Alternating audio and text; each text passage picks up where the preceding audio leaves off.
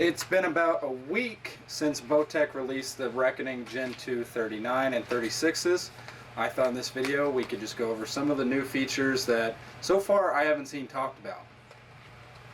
So welcome to Range Rat Archery. I'm Roland. I just want to start this channel because I want to see target archery videos and I don't see any. Like, I could watch target archery videos all day, but there just isn't enough target archery videos to watch even once a week or maybe even once a month. Pretty much just whatever tournament video comes out, or if there's like a podcast or something, you know.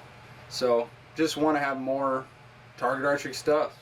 So one of the weirder changes, and I guess it's just because I really don't know exactly why this was changed. However, I have some guesses, considering how the bow feels when you draw it back is night and day different than the 38 and the 35. So the mod and the draw stop are now on the same side of the cam.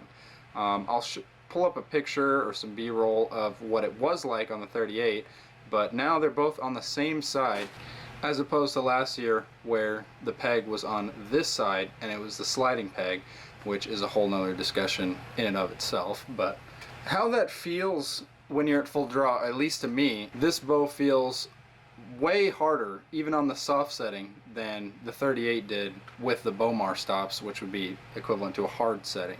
And I have to assume that's just because they're both on the same side. I don't really know why that would be exactly.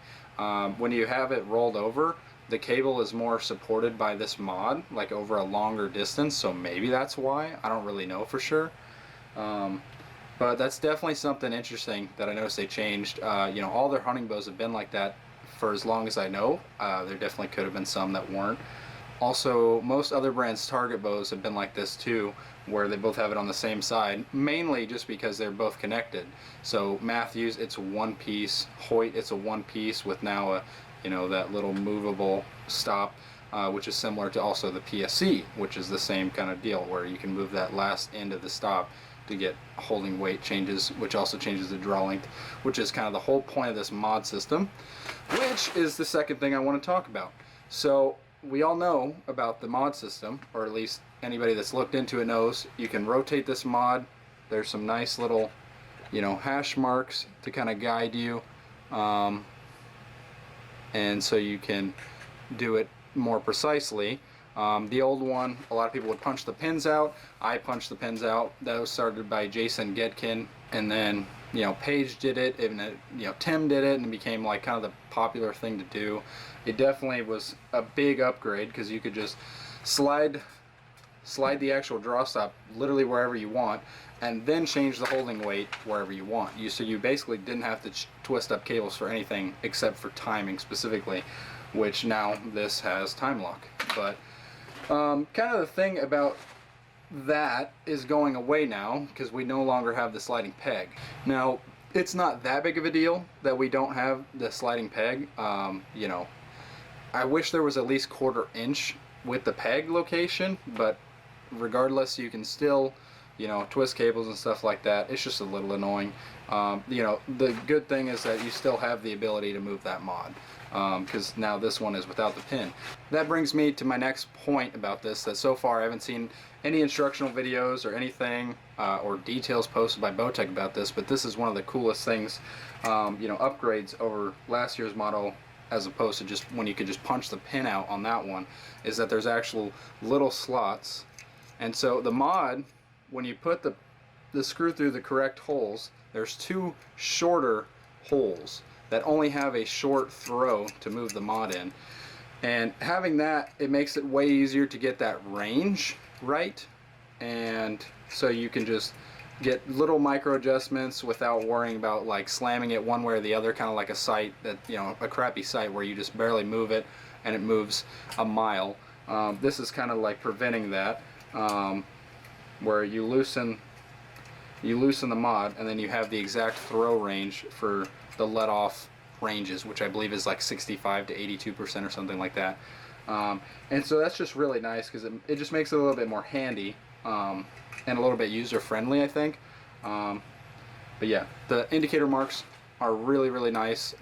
You can also look through the actual hole, which is how you set the initial draw length, is just match up with that hole, Then you want to put it through those little channel holes where it's just a shorter throw, and then you have that range between each side, lower and higher let off, without getting too crazy with super high holding weight or super low holding weight. Which ironically, if you go to the one extreme side of the high holding weight, it's like 25 pounds, and so it's not like, you know, a light amount. But yeah.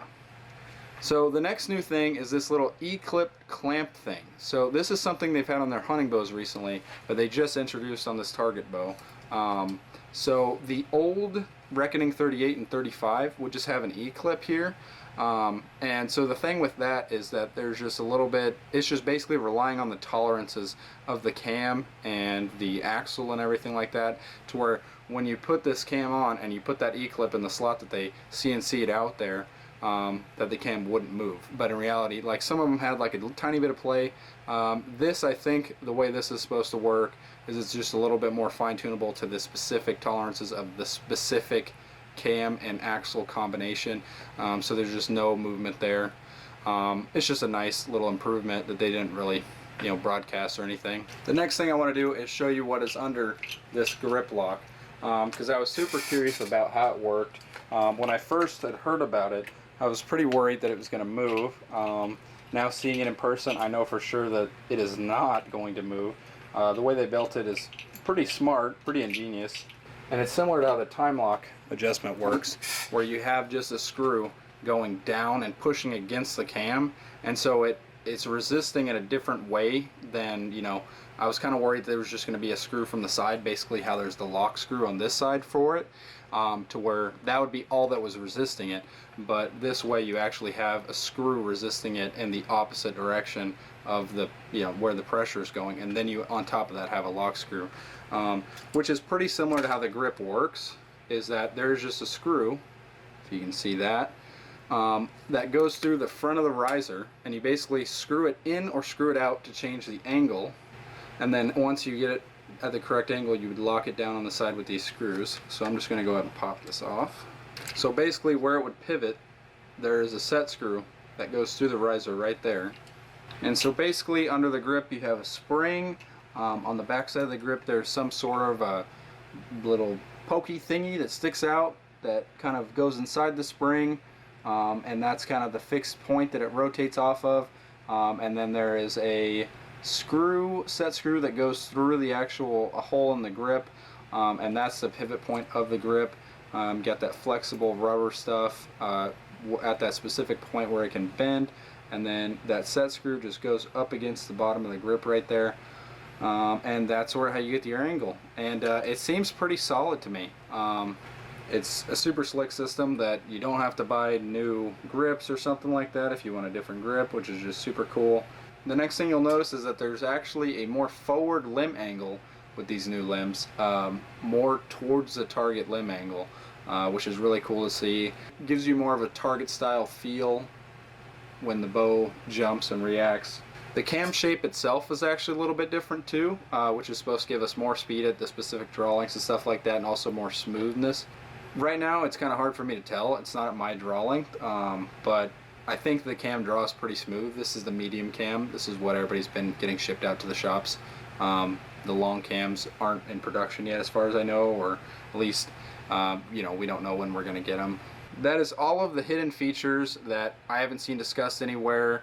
You know, I figured just would be nice to know kind of how the stuff is supposed to function, with that cam slot for the screw, and yeah, it's just kind of cool to see how the grip works. Definitely a lot of improvements. I really wish they had made a shoot through. I know a lot of people don't like shoot throughs. I don't know why I really like shoot throughs. I like the way they look. I like the way they keep my finger out of the way. Yeah, but that's pretty much it. Hope you enjoyed this video. I hope to make more videos target archery related. I just really want to watch more target archery videos. I'm not going to watch my own videos, but hopefully if somebody else out there is like me and they like target archery, and you know, hopefully they get some enjoyment from this. Alright, see you later.